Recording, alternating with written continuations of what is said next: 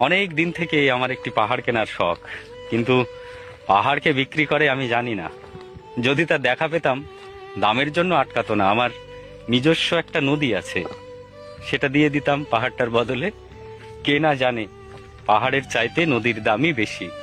পাহাড় স্থাণু, নদী বহমান, তবু আমি নদীর বদলে পাহাড়টাই কিনতাম, কারণ আমি ঠকতে চাই। নদীটাও অবশ্য কিনেছিলাম একটা দ্বীপের বিনিময়ে। ছেলেবেলায় আমার বেশ ছোট্টখাট্টো ছিমছাম একটা দ্বীপ ছিল, সেখানে অসংখ্য প্রজাপতি। শৈশবে দ্বীপটি ছিল আমার বড় প্রিয়। আমার যৌবনে দ্বীপটি আমার কাছে মাপে ছোট লাগলো। প্রবাহমান ছিপছিপে তন্নি নদীটি বেশ পছন্দ হলো আমার। বন্ধুরা বলল, ওইটুকু একটা দ্বীপের বিনিময়ে এত বড় একটা নদী পেয়েছিস, খুব জিতেছিস তো মাইরি। তখন জয়ের আনন্দে আমি বিহ্বল হতাম। তখন সত্যি আমি ভালোবাসতাম নদীটিকে।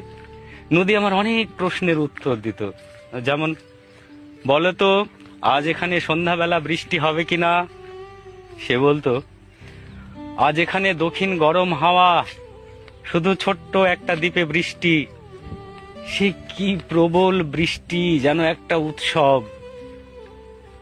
সেই দ্বীপে আমি আর যেতে পারিনি।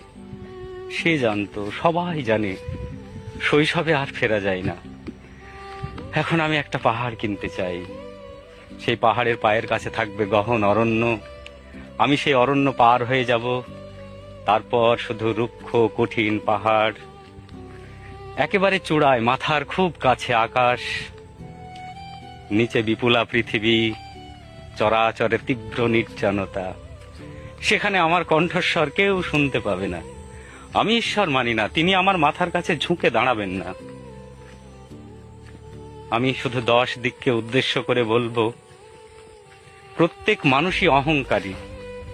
এখানে আমি একা, এখানে আমার কোনো অহংকার নেই। এখানে জয়ী হওয়ার বদলে ক্ষমা চাইতে ভালো লাগে।